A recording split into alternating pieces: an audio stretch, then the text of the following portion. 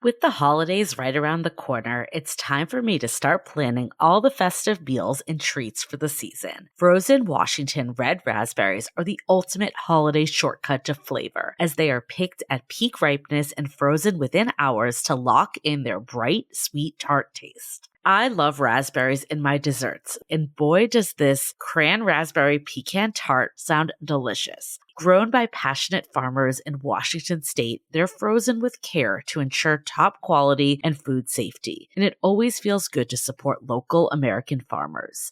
And here's the best part. They're always in season. When you buy American-grown frozen raspberries, you're getting fresh off the field flavor all year long. You can find them at Costco, Kroger, Meijer, and Winco Foods. Make sure to look for product in the U.S. on the bag. Check out True Fruit Mars Hyper Chilled Chocolate-Covered Raspberries and Smucker's Raspberry Jam. Want to learn more details on where to find American frozen red raspberries plus recipe ideas and cooking tips? Head to redraz.org. That's redrazz.org. You'll find participating retailers as an inspiration for every meal, plus info on how these berries go from farm to freezer with quality you can taste. What's the one thing about your health you wish someone had told you years ago? Well, for me, it's how important the gut is. Truly, the gut is the foundation of overall health and vitality. It's not just about digestion. The gut affects everything from your energy levels and mood to weight management and even longevity. And while most gut supplements contain probiotics or probiotics and prebiotics at best, Bioma contains all three essential ingredients your gut needs. Visit gobioma.com/dateable today. That includes prebiotics, probiotics, and postbiotics. Each ingredient is science-backed and third-party tested. Just take 2 capsules before breakfast and take the guesswork out of feeling your best. Visit gobioma.com/dateable today for an extra 15% off your order. That's gobioma.com/dateable and get an extra 15% off.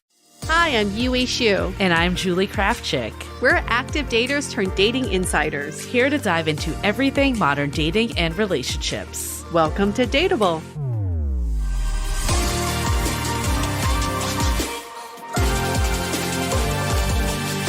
Hello, friends. Welcome back to another episode of Dateable. We are officially in soup weather, in pumpkin spice latte weather, in get cozy weather. The week before Thanksgiving, we're going to have a special What We're Grateful For episode that hopefully will resonate with people. I think this time of year is really special because it does allow us to reflect, but it also brings up a lot of pressure too. I think sometimes the holidays have always been kind of a little pressure induced, especially maybe if you're not 100% at the place you want to be. Yeah. And I love that I feel that less and less every year. Yeah. Yeah. As I get older, I think the pressure is less and less because, you just got to do what you got to do. But I have a guilty pleasure confession, which is kind of related to this. I've been rewatching 90210 Oh my God, I love that show. Yes. Well, yeah. Ever since your Bachelorette, I kind of got on that bandwagon of I wonder what Davis Silver was up to back in the day. But rewatching it, Julie, it's okay, this is so wild, but their parents are just barely older than us. And not surprised. The issues they go through are so deep and heavy.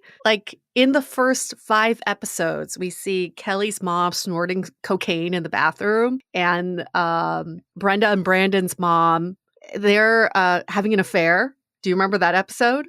She No, kisses I don't. She kisses an old fling, a college fling. I just want to point out how funny it is that you're watching this in your 40s, looking at it through those people's lens instead of the high schoolers, because I barely remember their storylines. Yeah, I did not remember. I didn't care about their storylines at all because it wasn't relatable. But now these high school characters, well, first of all, they were never relatable to me. Okay, these are entitled LA kids. That was never relatable to me, but some of the drama was relatable. Who likes who, these love triangles. But now looking back and rewatching it, it is so entertaining to see it from the parents' lens, because now I think there were parents of teenagers who were part of the writing team, because they talk Yeah. about this, like what happens when your kids leave the house, empty nesters. And then what happens when all you've been doing is like keeping up with the Joneses. You have house, car, kids, your dog and all that. And then one day you wake up and you're feeling empty. So there's some like heavy topics they cover from the parents' point of view. I think this means I need to do a rewatch over Thanksgiving break. You do. It's what I'm taking away from this. It is the perfect Thanksgiving show. Do I still have the DVDs?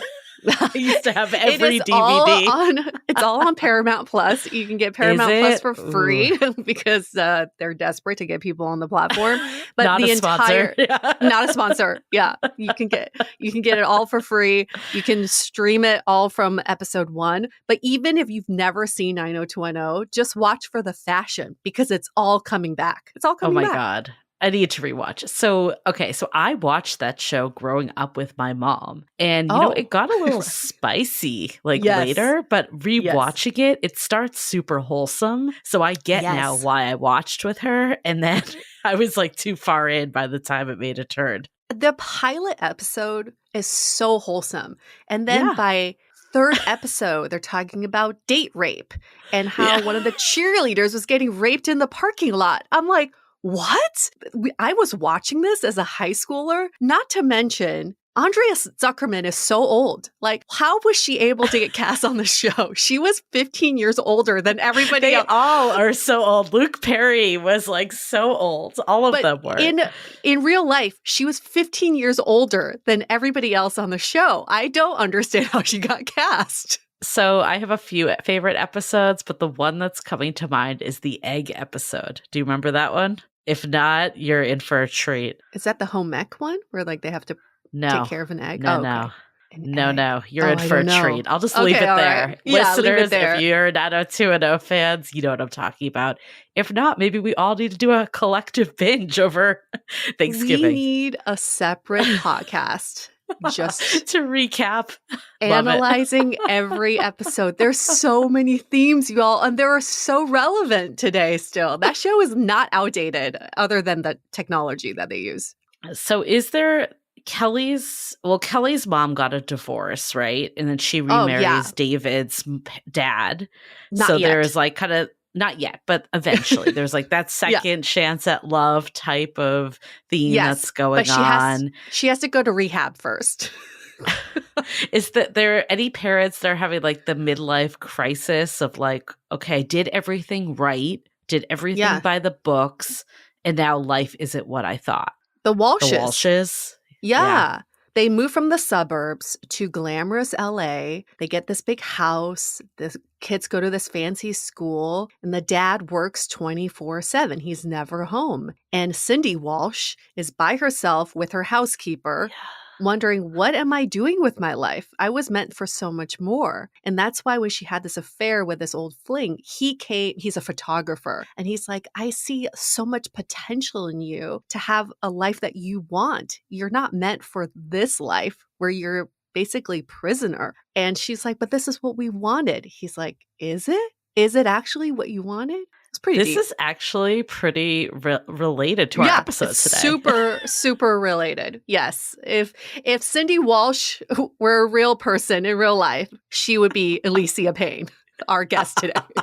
I'm sure Ellecia would love that. But we have a really great guest for you all, because you all know that we love this concept of not just like falling into relationships or doing them the way that you're supposed to do it, because this is what happens. You become Cindy Walsh potentially, where you wake up one day and you're like, what's going on? And that doesn't mean like you can't rebuild and you can't like at that point design the love life you want. You absolutely can. But I think a common myth we've all been told is like it just all happens. Like you find the person, you do it, and then life goes on and live happily ever after. And the reality is that like relationships take intention to figure out what is it that we want. It takes collaboration. It takes building something proactively together. And we forget that. And we love this conversation with Ellecia because she's all about it. She is a sex, love, and relationship coach that helps people connect deeply to themselves and and their partners while exploring relationships that don't fit the box. I love that. Yes, and she is the host of the podcast called Nope, We're Not Monogamous. And you'll hear her whole story about going from monogamy to non-monogamy, but that's not the point of this interview. It's really about designing the love life that was meant for you. And I did read the statistic today that dating actually dating after 40, most people are dating for themselves and not a script of any sort. So if you feel like you're late or you're scrambling or feeling like your time has passed, no, it actually will get better with time. If you are like in your 40s or beyond, you get to date for you. I love that so much. I mean, there's so many benefits of dating in your 40s, but even if you're dating in your 30s and you are feeling like these social narratives come in and societal pressures to do the thing by certain dates, this is a good reminder too. And I mean, Ellecia has a very powerful story. She talks about emotional abuse. So that is a trigger warning if that is something that, just for people to have a heads up. But I think hearing these stories of like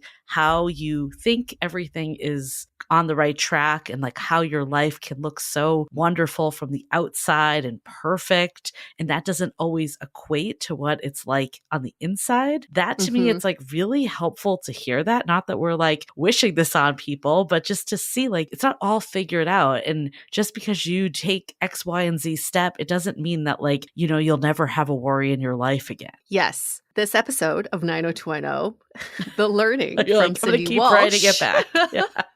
Because she doesn't run off with this guy, even though he's this glamorous photographer who can take her around the world. She doesn't run off with him because she grounded back to why am I in this marriage in the first place? And I think the why, we always talk about the dating why. There's also a relationship why. If you lose sight of that, then you start chasing and comparing instead of creating and building. And so she went back to her husband and said, we're in this together. We are in a marriage because it's us against the world. We are each other's number one, right? And he's like, yeah, you'll always be my number one person. And so she's like, okay, this guy may offer this glamorous life, this life that could have been mine. I intentionally designed this marriage so that we have the support system and that we can build it to whatever we want it to be. And I thought that was actually really beautiful because sometimes we lose sight of why are we in this in the first place. It's not to follow a script, but you want to create and build with someone. I'm so glad that you brought that up because I think there's, obviously emotional abuse or any abuse, that's a reason to get out. But a lot of times it's just routine. It gets boring. Yes. We don't put in the work. And if that's the case, you absolutely can rebuild. And it's never too late to design the love life that you want. So maybe you're single thinking about like, what do I want in a relationship? Or you're in a relationship that feels a little dead end or just not like it's, I don't know, going where you want it to go. I feel like putting in that work and effort. And I actually am like thinking of a friend and I remember going to you on this. A friend of mine was like, what's your take on this? My friend is like with this person and, she's like comparing him to an ex that she had and she's not like super excited about the relationship, but it's a good relationship. But yeah, we even did a whole episode like, should you stay or should you go based on like, what's the difference of a good relationship versus a great relationship. And I remember like my initial instinct is like, this isn't the right person for you. And I remember you were like, put in the effort, like put in all the effort you can to make it a great relationship. And if it still isn't that after, then you go, but like put in that effort first. And now this same person is married with a kid with this guy. And I asked my mutual friend, I was like, has things like changed? And she's like, yeah, it's like night and day. Like they just found this appreciation for each other and they just like built something super strong. Intentionality. Wow. How powerful is that?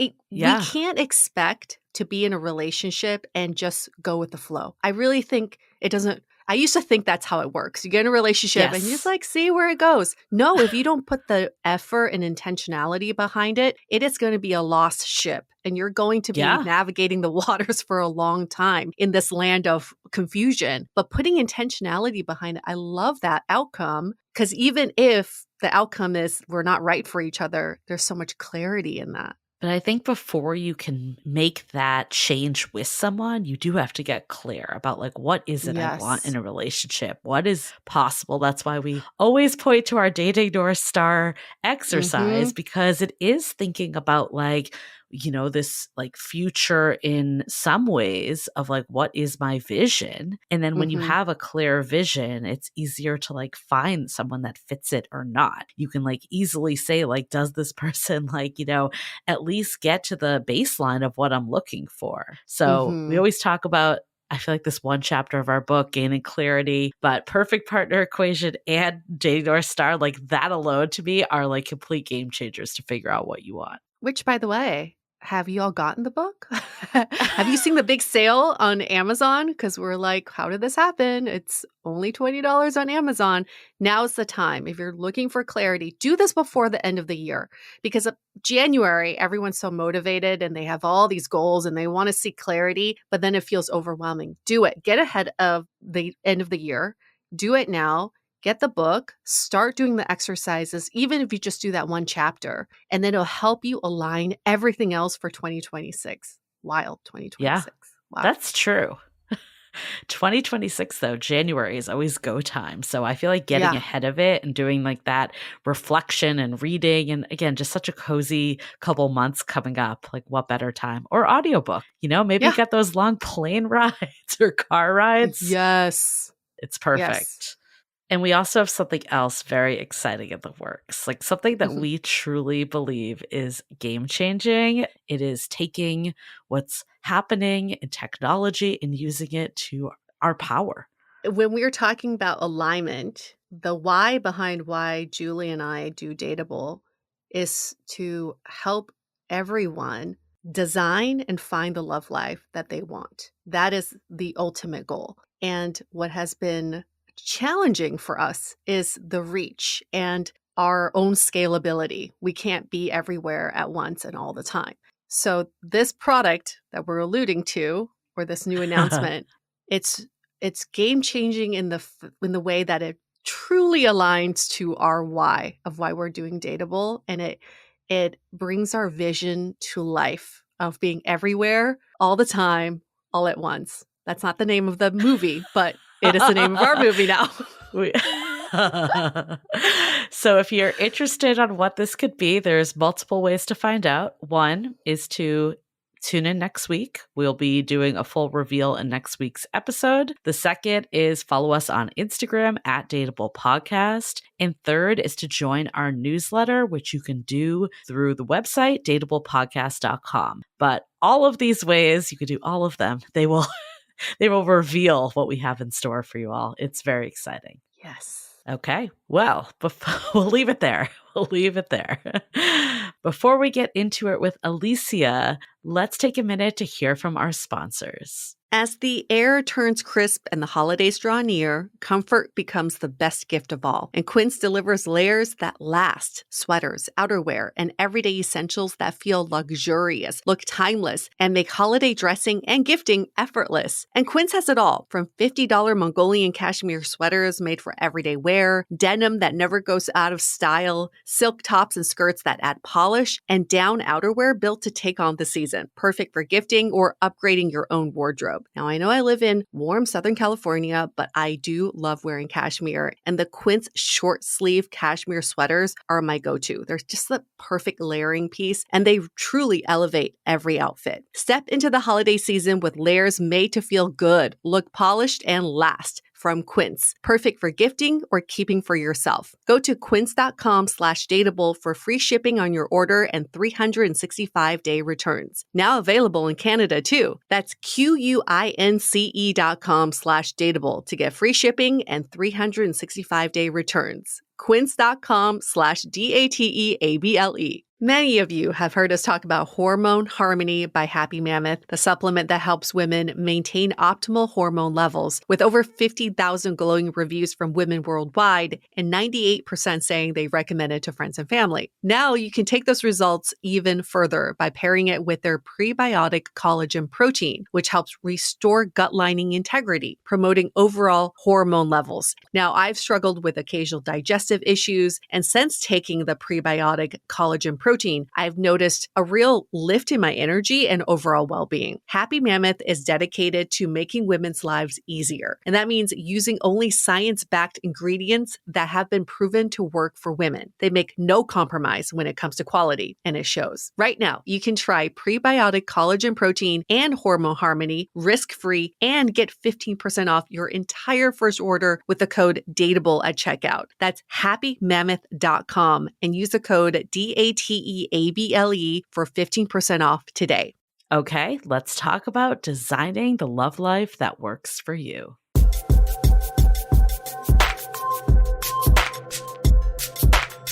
We love the idea of DIYing your own relationship because a relationship is this intimate formation between the people involved, and what works for some people may not work for others. And so we've been talking about how to DIY your love life, how to DIY your relationship, and we met someone who's actually lived those terms with her own relationship. Ellecia, thank you so much for coming on Dateable. Yeah, thanks for having me. I'm excited. We're so glad to get into it with you. And I guess no other better place to start than your own story. Maybe you could share like your relationship history and how you went from a relationship that looked good on the outside to one that was actually fulfilling on the inside, or ones that were actually fulfilling on the inside. Yeah. Amazing. Yeah. Let's see where to start. So I was 23 when I got married the first time. And I was married monogamously for 13 years. We had, all the things that you expect to see in a good relationship. It was like checking all the boxes. We went to all the things together. We had a lot of passion, but there were a lot of things that were missing. Like, what was missing? So much. You're like, where do I start? The short story is we were married for 13 years monogamously, and that relationship came to a head because it was not fulfilling for me, because it was an abusive relationship. And so when we got divorced, I was like, God, I don't want to do that again. I don't, I don't want to live my life to match what somebody else's desires are, what somebody else's vision of a good relationship is. I was like, what do I want? I was like, well, I want to not be tied down figuratively. So I was like, I never want to be monogamous again. And I didn't know what that looked like. I didn't know anybody who wasn't monogamous. I just knew that for me, every time that in my life that I had fallen in love, I gave away all of my own me, all of my own desires, all of my own the big dreams. I gave those up to maintain connection, which is not freaking fulfilling. So I was like, well, I want connection and I want to all those other things, but I don't want to lose myself in it. What does that mean to give up yourself to not lose the connection? Can you give us an example? Yeah. So much of what most of us do in life is to like get approval from others, or to, like if I wear this outfit, they might not like me. Or if I go and get that job, will it match what my partner wants their partner to be in life? Or for me, a lot of it was travel. Like, oh my God, if I go on that trip and my partner can't go with me, is he going to be mad? Is he going to be sad? Am I doing something to like make him feel bad, even though I'm just doing what I want to do? Like that was a big one. Well, another really big one was, well, he wanted 6 kids and I wanted none. So we compromised on 2.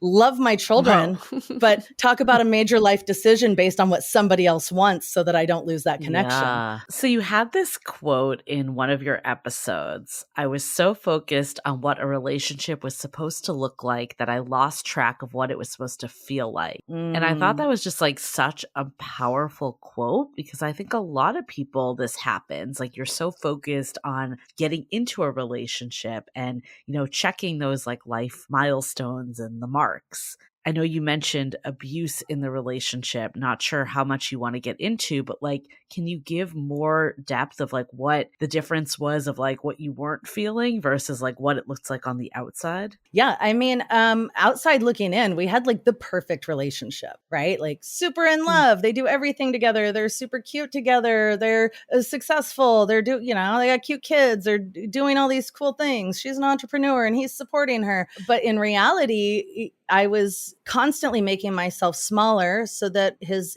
insecurities wouldn't be activated, which would then cause him to be a real dick. And then, it was such a slow thing that I didn't realize how much smaller I'd made myself. And after we got divorced, friends and family were like, oh my God, like, Ellecia, you're so confident. You're so Ellecia. Like, I can't even believe that was happening to you. And I'm like, that was just like what was happening. I mean, like everything was lovely. We looked really great. But then at home, I was having like food thrown at me or being told that I was a slut before I had gotten married, which means that I'm just a bad person. And I would constantly kind of like how do I say this? Because I was trying to match the image that people had of us, I would excuse behavior that shouldn't have been excused. I would go, oh, well, maybe he is right. Maybe he is absolutely right. And there is something wrong with me because everyone else seems to like him and thinks that this is great. So maybe that's just how it actually is. In reality,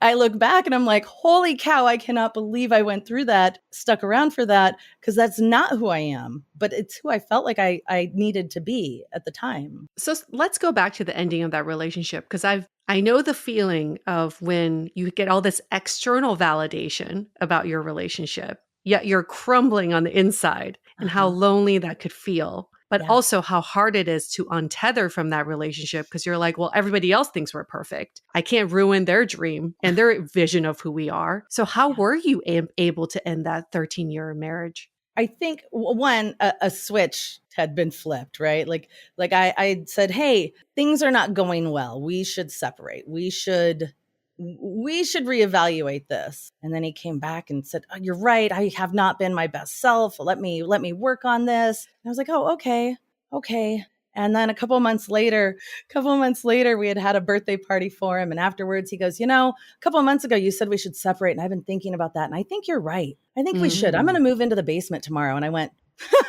okay. Wow. Sounds good. Which was not the response he had expected. I think he had been bluffing because then he spent the next several months trying to win me back. But it was like once I had that like him go, yeah, I was like, done. Great. Awesome. And then there was lots of guilt. It's really hard to kind of like stick to your guns, to hold to what is actually right for you when people are saying things like, but what about your family? What about your marriage? What about the kids? What about, he's trying really hard. I'm like, yeah, but he could have tried really hard 7 years ago or 8 years ago. Like, why now? There's been plenty of time. And to hold on to that is so freaking hard. Like, it's so hard because we have a whole culture that's like, you must get to the end of your relationship to be successful, which means that someone has died and now you're successful at a relationship. And that's insanity. Like, that's wild. When you put it that way, absolutely. Yeah. I think, I don't know if you're able to see this now, but like, in hindsight, do you think like this was always kind of the relationship you had? Do you think he changed over the course of the relationship? Or do you think that you were just so focused on like getting to the next milestone? And I guess, what was going on for you? Yeah. I mean, it's kind of like both, right? Like we were 19 and 22 when we got together. So everybody changes, right? It's like, this is who he always was. This is how it always was. But it just slowly became more and more and more. And it's so slow that you don't notice it, right? It's like, I don't want to rock the boat, so I'm just not going to say how I really feel about this thing because it's not worth a fight. I know he'll be upset about it until I'm living my entire life just trying not to upset my partner, which holy cow, how many of us freaking do that? Like there were so many things. So it didn't start out that way, but it did start out very passionate and very intense. And it was always very intense, which felt really good at the time. Like, oh my God, this person really freaking loves me and they're really into me and this feels amazing. And then it'd be like one night, oh my God, he's really upset, just as passionately mad at me as when he loved me 12 hours ago. And then the next day, just as passionately apologizing. And so it was like lots of passion, lots of intensity in a really unhealthy way. And I could see, especially I think of all, this isn't like immune to anyone of any age, but I think especially when you're younger too, like that's what you see as romantic. Like that's what we see in rom-coms. And like if someone isn't so passionate, you're like, do they like me? Are they into me? Yep. Turns out you can actually have all that passion without the ups and downs. I know. It took me a long time to realize that as well. Well, what a concept. Which brings us back to your quote, what a relationship should look like versus what it should feel like. Yeah. How did you arrive at what a relationship should feel like? Describe that feeling. Gosh, that's a really good question. So that feeling for me is not a lot of ups and downs. It's a lot of stability, right? It's a lot of speaking my own thoughts, emotions, ideas, desires, wishes, and not feeling, I mean, sure, sometimes there's fear to say the things, but like not feeling like if I say this thing, I'm going to be in trouble or my relationship is going to end. More like if I say this thing, I might have to get into a whole conversation about it. Right. Which is a really big difference. It is a big difference. And I think like I can totally relate to that. Like I think back in other partnerships or just maybe when I didn't do as much self-work, like I thought anything I said would like derail the relationship. So therefore I didn't say anything. And then in my current relationship, yes, it's hard to bring things up because you're right. You're not going to just be able to ignore it after. But like I know like we can work through it. And there is a big difference of like the hard that comes with both of those. Yeah. Yeah. So none of that intensity is what you're saying. Like the intensity you felt in your previous marriage is not something you're chasing after in a relationship. Nah. And I like intense. I am someone who is super overindulgent and I want to have all of the experiences, all the flavors, all of the feelings, but the flip side of that is the big anxiety and the big fear and the big feeling unsure. I don't want that. So everything else has to kind of level out a little bit too. I mean, there's also like the school of thought, like your partner should be like a safe place so you can kind of experience that stuff that comes in other parts of life. Like you could have the experiences, or even if you have stressors in job, like in your career, it's not coming from your partner. It doesn't mean that you're not going to have an eventful life if you're with someone that's more stable. Yeah. I can see people, and maybe you went through this. You're like, okay, well, I found the person, I have kids. On the outside, I have it all. And maybe I should be grateful for this. Like I'm asking too much, like to turn and ask for something else. Did you ever go through thought process like that? Oh yeah. Who am I to want more than this? Like it's not that bad. It's who am I to want even more than all the things that I have? But like, I don't know. We're really taught to settle. And that there's like scarcity. Like, oh my God, if you find a decent partner, one that's good enough, why would you ever give that up for the potential of having something even better? And being someone who's polyamorous, and I don't have to give that up now to also have more, I see this like abundance of great people. I mean, there's plenty of terrible people out there. And like, just for the record, I'm not saying that. Yeah. And there are so many really great people as well. And so this idea that like we have to compete for that like one decent partner that's good enough and checks enough boxes. Like, no, you can have all the things. I'm really glad you said that. And I think people should like rewind and listen to that again, because I think that's something that we hear a lot, that people get discouraged. Like there's no one good out there. And like, I like what you said, like, yeah, there are shitty people out there. Let's acknowledge that. No one's diminishing that. But also there's a lot of amazing people out there. And we always say that too, like when people complain about apps, and then like in our Facebook community, but we're like, all of you guys are on apps. All of you are amazing people. So that's proof that there are amazing people out there. And it's our job to just not let these bad eggs like derail us from finding these good people. So how did you get from being in a marriage with someone who was not the right fit for you? And I would say, well, being in an abusive relationship, so someone not great, to then arriving at polyamory as the answer. Because people can go one of two ways. One way most people go is fuck everybody. Like, I don't need anybody. Like, I don't want to go through that again. But what you did was open the door for more people and more options. So how did you arrive at that? I was really horny. Simple answer. Love the honesty. You're like, I'm not even going to try to make this poetic answer. Yeah. I was 35 years old, had a handful of orgasms in my life. And I was like, I want like, on top of like wanting all the love and security and all the good things, I was like, I want to have like, I feel like there could be more pleasure available. And so I started studying and researching how to have more pleasure. And that kind of led me down a path to where I wound up becoming a sex, love, and relationship coach. In that, I was like, I don't want to we do this thing where we go, here's someone who's like, I'm having fun sex with, or I'm having a great connection with.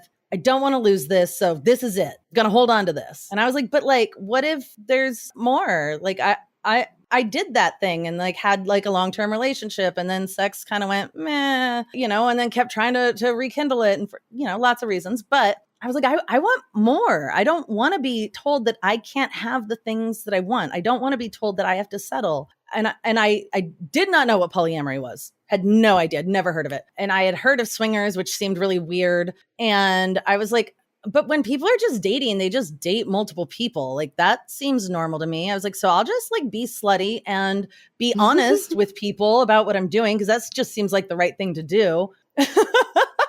And then I started meeting people who were also non-monogamous. And I was like, oh, this is a thing that people do? Like actually? Like this isn't just an idea I had? And then it was like a couple of weeks later, I met my second husband. Wow. At the time, I didn't think he was going to be, but he was like, oh, I'm polyamorous. I'm dating this couple. My real love, like my very first true love, lives several states away. And I was like, polyamory? I don't know. Isn't that like a cult or something? I don't understand. I was like, nah. I was like, but like, I'll go on a date with you. And then after that date, he was like, God, you're everything I've been looking for. And I was like, Nope, absolutely not. I am not. 100% no. And he's like, no, don't get me wrong. Like, keep doing what you're doing. Date, sow your oats, never stop. Like, what you're doing is amazing. Keep doing it. And also, I want to continue to be in your life while you do that. And I was like, that seems kind of hot. I'm into it for maybe a little bit. And then within a few months, I was in love. How long have you been married? And like, how long did it take you to like get to that place that you're like, oh, I see you different? Our 9-year wedding anniversary was last a couple, like 2 weeks ago. We've been together 11 years. Nice. And we've never been monogamous together. Great. Okay. Love it. So we have in our audience, I would say the majority of them are monogamous or looking for monogamous relationships. We do have some poly folks or poly-curious folks. So this is definitely, I'm sure, interesting to those people especially. But for the more monogamous people, because I do think this concept of designing the right relationship for you does not end, like it completely applies to monogamy, in my opinion. Yes. What are some ways that like you can look at other shoulds in the relationship and figure out how to design something that works for you and your partner instead of just like conforming to the way relationships should be? Yeah. So the first thing, and anytime I like people who are non-monogamous, polyamorous, whatever, monogamous, like doesn't matter the structure. Anytime someone comes to me, the first thing I have them do is define monogamy. Because nobody has the same definition. Right. Does that mean you only have sex with one person in your life? One person at a time?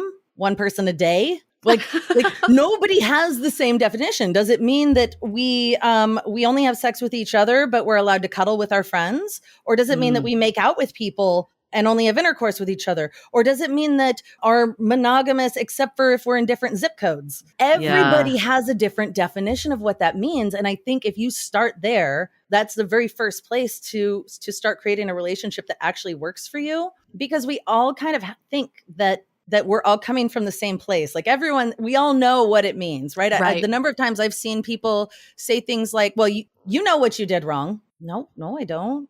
I was just talking to a friend. What did I do wrong? You made me feel jealous. Never do that thing that makes me feel jealous, which now means like we just live in a box and never look at anybody outside of our house.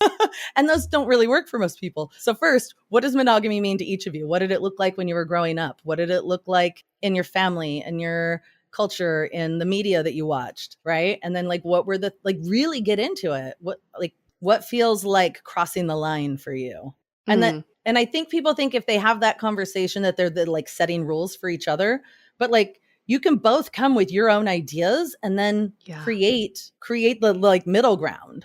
I love that setting expectations, because everybody does have a very different definition of what even infidelity looks like. Yeah. What does flirting look like? What is okay flirting and what is not okay flirting? So having aligned definitions that you get to create together is such an important foundation. What I do find extremely unique about your story, Ellecia, is that you started out non-monogamous. Most of the couples that we've interviewed on our show start out monogamous and then they open up their marriage or open up their relationship. You started out polyamorous with your now husband. What did that conversation look like of asking because obviously you didn't come to the table saying, what does monogamy mean to you? But how did you define the rules and the boundaries? Oh my gosh. So, I mean, 11 years in, they're very different than they were 11 years ago. Because we went through several iterations, and a lot of it was both of us were kind of figuring out what relationships meant for us, what we wanted out of a relationship. So there were a lot of conversations about that. And then, we had like these ideals. Both of us had our ideal, like this would be great. For me, it was like, I want to have sex with people. I'm so excited. And for him, it was like, I love everybody. He was he has the biggest polyamorous heart. I mean, he also wanted to have sex with people, but he was just really like, he's like, I fall in love with people and I never stop loving them. And I was like, ew, I hate that. You're like, I just want to bang. Yeah. Yeah. I was like, no, I just want to I just want to do the fun part. I don't want the emotional part. Stop it. Stop making me feel jealous and insecure and possessive. Yeah. Damn it. I guess I have to deal with that. Okay. Even though we started out open, I don't think it was necessarily easier because we still had to figure out what are the things that make us feel insecure? What are the things that help us build security in our relationship? What are the things that, what are our agreements, not just around relationships, but like sexual safety, time spent with people, and it shifted a lot. Like we started out kind of like having threesomes with friends. And then I took him to a swingers club for his birthday. And then he fell in love with our neighbor. And then, it was just like this progression of different ways of relating. So it's changed a lot. Lots of talking. I think that's important to point out, though, because like any long-term relationship, things are going to change. Even if you're like stay monogamous or whatever it is, like that doesn't mean that like life is going to stay the same way for 30, 40, 50 years or however long you're together. I guess like outside of just monogamy, non-monogamy, like sexual encounters and relationships. What about like the shoulds around kind of how you operate a relationship? Because we see this a lot, that when someone's like, I want a relationship, that could mean one thing to one person and something totally different to another. Like one person could be like, I see you once a week. And the other person's like, we spend every day together and every second together. We're constantly messaging. How do you help people like figure out and work with a partner to be like, okay, what is our relationship? That's really good, because as you were saying that, I was thinking like, gosh, there's the beginning of a relationship where we want all of this person. We want more, give me more, right? That new relationship energy. And then as it settles in, it's like, and actually I want to like live my life as well. What that makes me think of is how often people say, well, that's not what you said you wanted. Right? We make these agreements based on what we think we want. We go, I want to be monogamous. I want us to spend all of our time together. I want us to have kids and a dog and a white picket fence. And then 5 years later, you're like, well, I want to hang out with my friends. And actually, I only want the one kid because that was a lot. And I'm tired of picking up dog poop. So let's not get another dog. We can't have a white picket fence because we sure as fuck can't afford that in this economy. So, and then to have your partner go, but that's not what you said you wanted.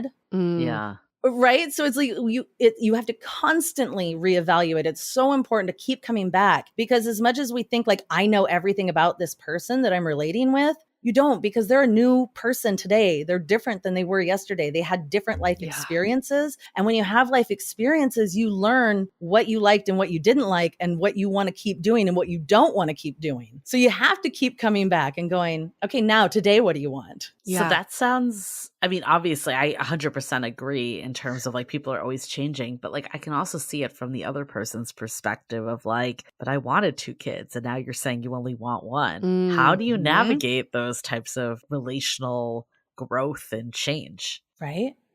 While staying true to yourself and like who you really are and what you really desire.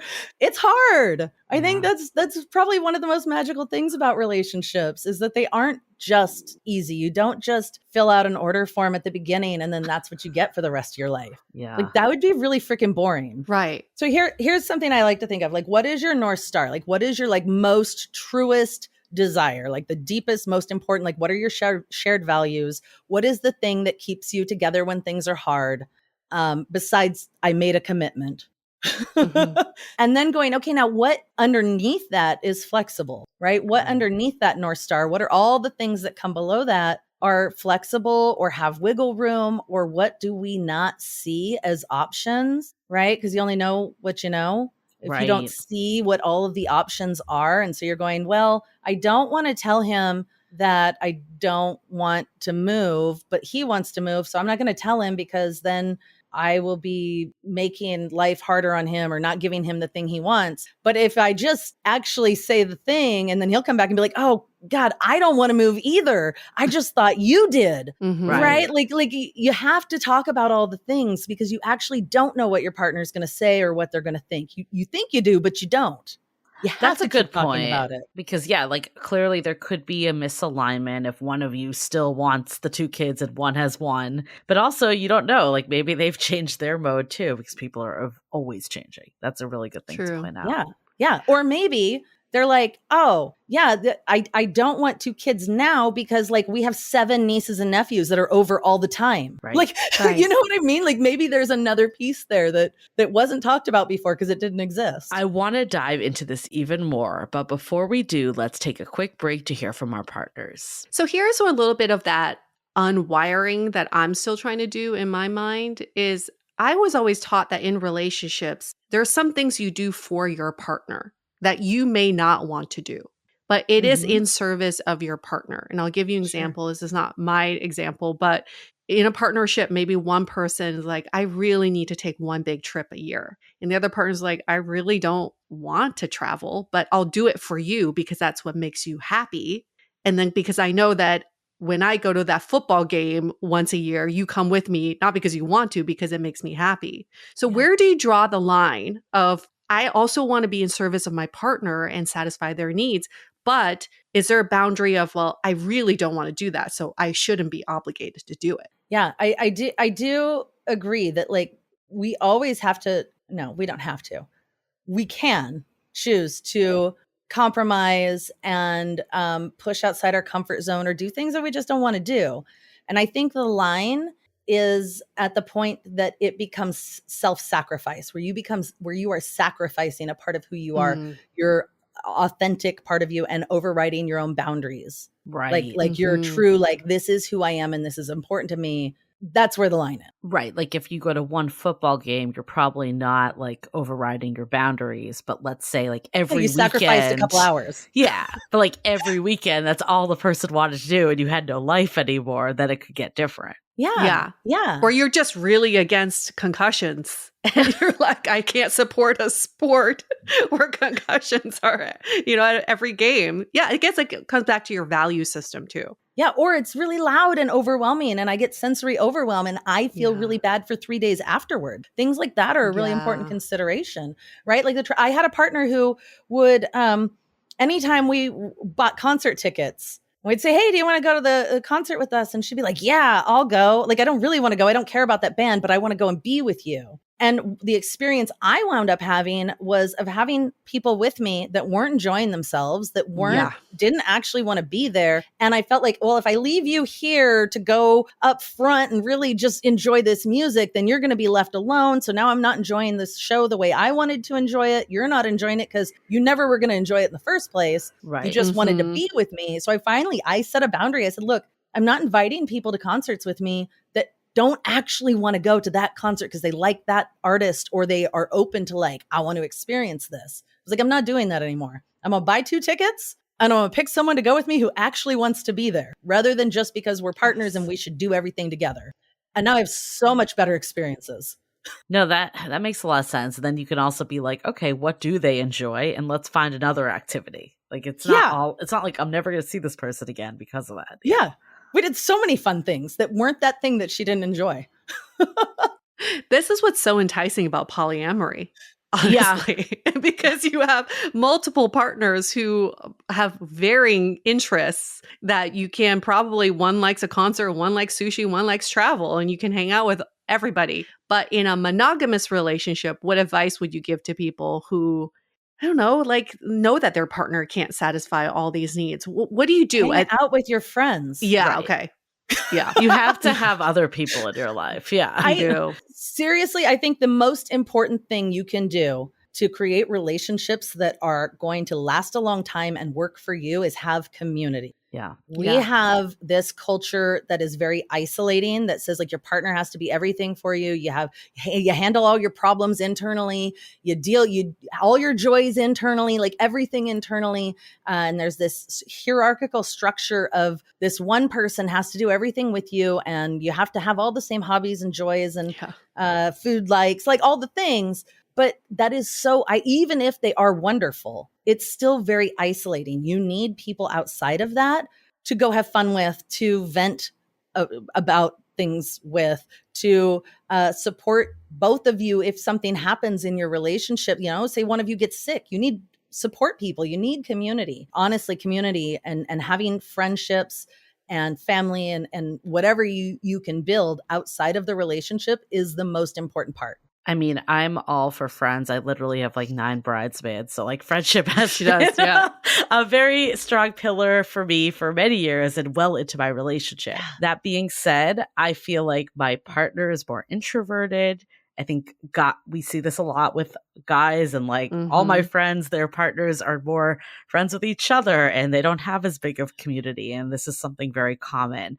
One thing that's worked for me, obviously, it's him continuing to reach out and hang out with people, but also he's okay doing things alone. And like, for instance, like I like going to concerts with him, but he's the driver of that. Like he's the one that's the real passion. So I'd say for every 3 concerts he goes to, I probably go to 1. So I think it's like finding that balance too. Like I think, yes, in an ideal world, you have community, but also want to like point out for anyone that's like doesn't, because we do have listeners write in that are like, yeah, all cool to like have friends, but like I don't have any. So I think there are different ways though that you can like build kind of that time apart. And that doesn't mean like you're now living a separate life from the other person, unless you both decide to do that. By all means, go for it. But I think it's finding like ways that you don't drain each other either. Yep, 100%. And that's just it, right? We have a whole society of isolated people that like don't have their own friend groups. It's not like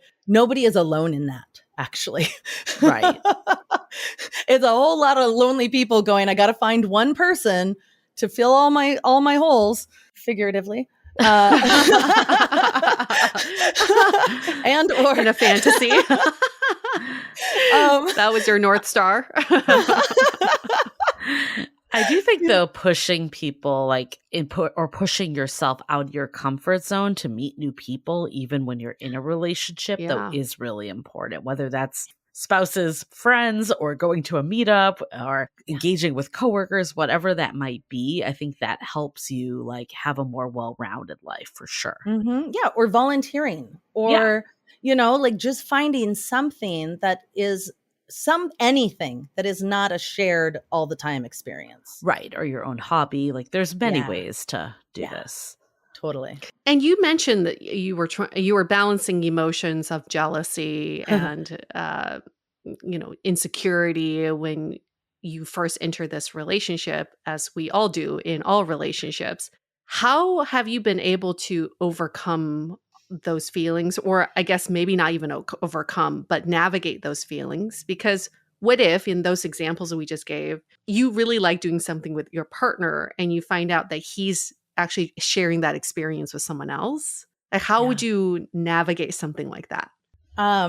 So yeah, I've always been a very jealous and possessive person, which I think is why I was monogamous for so long. Because I was like, that's uncomfortable. I don't like that. And it's taken me a long time to work through all of that. And probably my favorite tool, my favorite way to figure out what to do in those kinds of situations is to take the romance out of it. Instead of thinking about this person as my partner, and now I'm feeling jealous or envious that they're doing that with someone else, is thinking of them as my friend. Right? Like, my friend is going to a concert with another friend. I'm envious. I'd love to go, but like, have fun. I hope it's amazing. Right. Especially if it's something you don't like to do.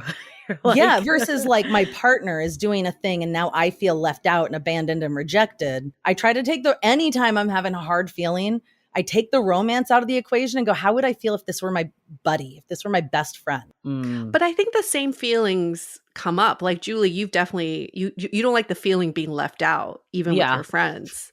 Same. How do you get over that feeling? Because what if your partner is doing something that you truly love to do, but with someone else? Yeah, it's easier if you don't like to do it. Yeah, so like, I can justify it. Yeah, oh, they're but off if you playing find out, tennis, cool. You know, or like they're having a dinner party with some of your mutual friends, and you're not invited. What do you do? I feel left out. I lay on the floor and cry. That's what I would do. Maybe, well, for a minute. Yeah, that's so real, right? Like, that's such a normal experience to have. But I think what's important is to know that, like, that doesn't mean something bad about you. It doesn't have to mean you are now going to be alone and never invited to another thing for the rest of your life. And then I go and find something fun to do. Whether that's like watching a movie and embroidering with my dog, or going your dog out. embroiders. Wow, I'm so impressed. He really helps keep track of everything for me. Yeah. And I assume too, like, you would talk to your partner. Like, let's say, I'm just using this dinner party example. If that was something you felt left out of, maybe there would be a new kind of boundary of like, these are the types of things we potentially talk about or do together. Or like, how would you approach it with someone? Or would you just be like, that is their thing? Now what I would do, I would say I had a lot of FOMO. I hate missing out. I felt left out. And if the opportunity comes up that I can be invited next time, I would love that. Like, I want you to know I would love to be there. But also, like, you're not bad or in trouble or right. You aren't losing important. Me because of that. I like that. But you're telling someone that, like, your desire actually is to be included. Yeah. So they know that for next time. Yeah. Yeah. But also, I don't want to be included just because I threw a fit. I want to be included because you want me there. Right. Right. No, that's a really good way to do it. I'll remember that even with friends. If the opportunity comes up, I'd love to be invited. Yeah. Noted. But you're not in trouble. Like, I'm not calling you out for anything. I'm just telling you how I feel, and I would like to be included next time. Yeah. I think that piece is important because, one, we hate hurting people that we care about. We don't want to feel bad. We don't want to feel like we did something wrong, right? We don't want to get in trouble. And so then we wind up that's how we go down the path of doing things we don't actually want to do. Well, I'm just going to invite them every time because even though this would probably, this friend group doesn't match with this friend group, I don't want to be the one that anybody's mad at. So I'm just going to smash them all together. Right. Yeah. So your household now is you, your husband, and triad partner. Is that correct? Or is that outdated? That's a little bit outdated. Okay. Thanks, ChatGPT. A little bit outdated. Thank you. So now my husband, myself, we actually both have other partners that stay over a couple times a week. And then also our 3 kids. Who are all teenagers. Was there ever a triad partner? Or is that like completely false? Okay. Yeah. So ChatGPT didn't get it totally wrong. They just were not up to date. Yeah. Our girlfriend lived with us for part-time for 7 years. And now because her and my husband have actually split up. So, Okay. so she doesn't live with us anymore, but she's still definitely around. Got it. And you said 3 kids? And we have 3 kids. Yeah. Okay. And then were I guess how many of those were from the first marriage? Well, so all of them actually. All of them. So Okay. I have 2 and he has 1. I And see. And Okay. the oldest 2 are the same age. They're a month apart, and they were like 5 when we got together. Okay. So I guess this is a selfish question that I will ask you because it's top of mind for me. Yeah. I feel like children is another element of a lot of shoulds of like, now I should be living my life a certain way. I should be doing this. I should be not doing this anymore. How did you kind of like design a life that works for you with kids in mind as well, instead of just falling into like the norm or things that didn't feel authentic to you? 'Cause it feels hard. It is hard. It's so hard. And the thing I always remind myself of is that what is best for the parent, not what the parent wants, but what is best for the parent is best for the kids. Mm. Right? Children who have happy parents live happier lives. Children who have parents who are abandoning themselves, overriding their own boundaries, putting up with bad behavior, that's the example they're setting. That's what they're teaching their children to do in their life. Yeah. I And like that. that's what I constantly come back to, is what is best for the parent is what's best for the kids. Which is so odd if you think about it, because what is that stat? Like 73% of married people stay together because of kids. Yet they're probably unhappy and setting a bad example for the kids, and the kids can sense the dissatisfaction in the household. We're trying to do the right thing, but in turn doing the wrong thing. Yeah, that's why we have a relationship problem today where nobody knows how to have a good relationship, because Right. but most people have not had a good example. So we talk a lot about conscious relationships and conscious dating and building that with your partner, having check-ins, constantly reevaluating like we were talking about. Yeah. But then when you have kids in the picture and life becomes busier and there's less time to devote to like nurturing your relationship, how do you and your partner navigate this? So hard. That's going to be the title of this episode. It's hard. So hard. So hard. I don't know. I feel like people need to know that. Like, I have always tell people the hard parts about having kids, because I love my kids. My kids are freaking awesome. They are so good. And also, it's not all cake and bubbles and fun. Like, it's hard work. And so you have to do things like set boundaries, like actually put the kids to bed on time so that you have time with your partner, right? Yeah. Like you have to have boundaries with the kids as well, because you have to be able to make time. And again, have community. You have to find it somehow. That should be a priority, because raising kids in a bubble and not having somebody to babysit, not having someone to hang out with the kids while you have a conversation with your partner, not having just multiple people having influence on kids is hard on everyone. It's hard on everyone. So that's one of the things actually that I love about being polyamorous and having multiple relationships and multiple really loving, caring, long-term adults in my kids' lives.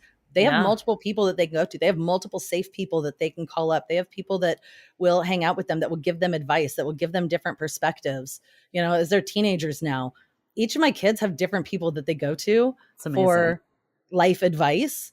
And they have that because I have held true to what was right for me in relationships and creating communities that support my family unit. Mm-hmm. It's really important. And again, it's not easy. I've definitely seen that with some of my friends that are monogamous. So it's not even poly situations, but they have a lot of friends. They'll have them over. They'll be like, okay, we're going to have back in the day, maybe they could just like go out and do whatever. And clearly that's not the case anymore. But they'll be like, we're going to have a barbecue, like come on over. And then like there's other kids there. There's other adults there. And the kids like are part of it. But we're not like focusing and like revolving the whole experience around the child either. And I actually see that those kids tend to be happier, even though Yeah. like they're getting quote unquote less attention. And of course, I'm saying all this as like non-parent. So like maybe one day I'll be like the total opposite. Who knows? But like, I feel like to me, watching and observing, I'm like, this is such the way to go over like my life is now ruled by my child. Yep. 100%. Kids learn through experience and observation. Watching adults have healthy relationships is how kids learn how to have healthy relationships. Yeah, I've actually read somewhere that in the school system, they're asking teachers to ask different questions to the kids now. Before, it's always like, tell me about your dad, tell me about your mom. Now it's tell me about the female figures in your life, tell me about the influential male figures in your life. So the kids can start elevating the roles of the other people, not just everything on their parents. And we also know many households, they're maybe not a dad or a mom, a traditional mom.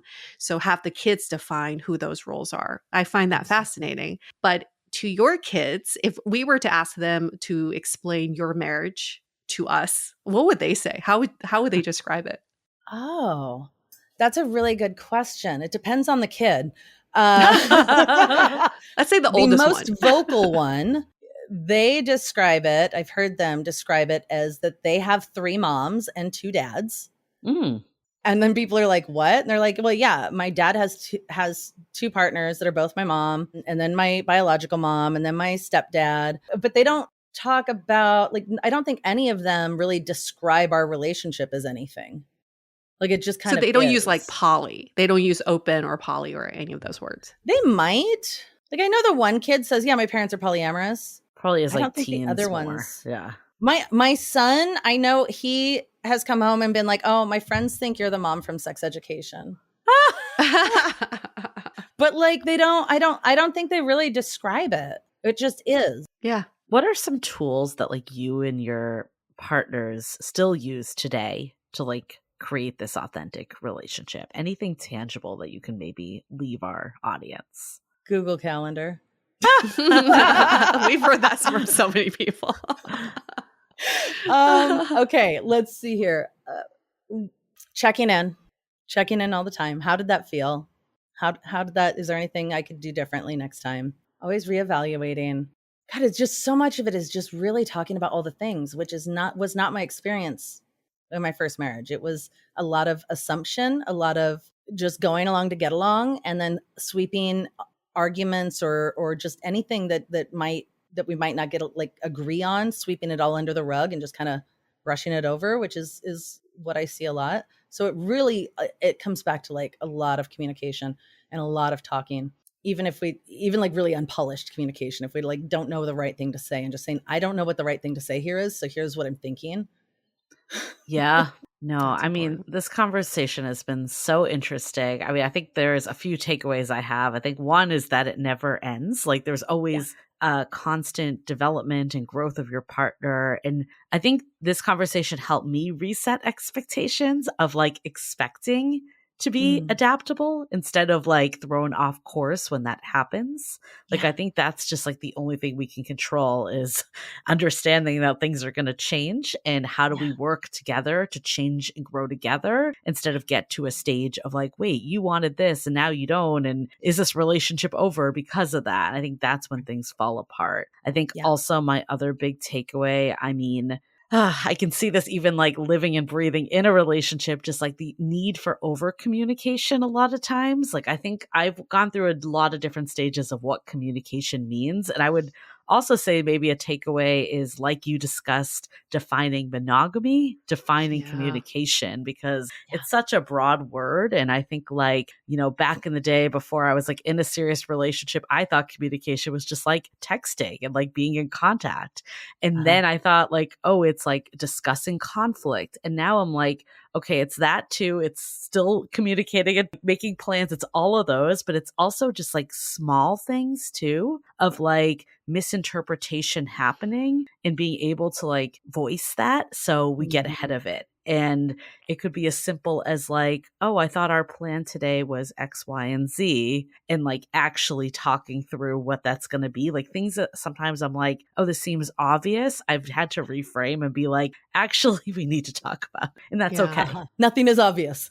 Right. Nothing is obvious. Maybe Nothing. that's the takeaway. Nothing is obvious. Oh, isn't that the truth? I find that with my parents too, just communicating with them because I'm like, they know me. They're my parents, or I know them so well. And everything's like this default thinking. And then when I actually ask questions, I get surprised all the time. I had no idea my mom felt this way, or I didn't know my dad was feeling this way. So it's a good practice for everybody in our lives. And I think I have two surprising thoughts that came out of this conversation. The first one is not as surprising, but it's more clear to me now that the key to a successful relationship really is safety. Like from everything we've talked about today, it's about safety. And I think we've spent so many years researching on how to keep the spark alive. Yes. That who the fuck cares if you don't feel safe in a relationship? The spark comes from feeling safe with your partner. And I think in a non-monogamous relationship, that safety is even more amplified and it has to be communicated even more. So I appreciate this over communication so that you can reach a level of safety with your partner, both physically and psychologically. The second kind of surprising thought I just had as we're talking about all of this is a relationship can really work in an incubator, in a bubble, but it may not work in a community. And because we're in such an isolated world right now, that we might need to do more exposure of our relationships to a community. That may actually be the answer to this love crisis that we're feeling. And I know in my last relationship, it worked out so well during COVID because it was just the two of us. And the moment we exposed us to the environment, it kind of fell apart because we didn't know how to relate to the environment around us. So in a beginning relationship, in dating, I'm not saying like go take your date go out with your friends and like take your date or anything like that. But I think it is okay to expose your partner to your immediate circle a little bit sooner. And then start hanging out and integrating them more. Because I think that is what we're really wanting right now is just like not feeling so isolated as a couple. Yeah. I remember like when I first started dating my fiance, there was a trip I had booked to Sonoma that was like, I was literally going to be like the fifth wheel by myself or seventh wheel. And I was like, F it, I'm just going to invite him. And I was like questioning, like, is it too soon? It's something I would never have done in the past. And I think like it was actually really good to do it because it showed you that, this person is vibing with people. Or if they weren't vibing, you would have information that you could at least like, doesn't mean you have to break up with them on the spot, but at least you'd have that to know and see how you move forward. It's amazing. Well, so good. Thank you so much. This has been such a good perspective, I think, for all of our listeners, no matter if you're monogamous, non-monogamous, curious, whatever is going on for you. Like there's a lot here if you are looking for, a deep, conscious relationship. This is an episode that I think people need to listen to multiple times. Absolutely. Thank you. And Ellecia, if people want to find out more about you, where can they go? Yeah. My podcast is Nope, We're Not Monogamous, and it's on all the podcast places. And you can find me on Instagram or Facebook at Ellecia Paine. And my website's ElleciaPaine.com. All those places. Awesome. I'm everywhere. And you can listen to Yue and I on the podcast as well as your gateway episode. Or if you're sick of hearing our voices, you could listen to any other episode.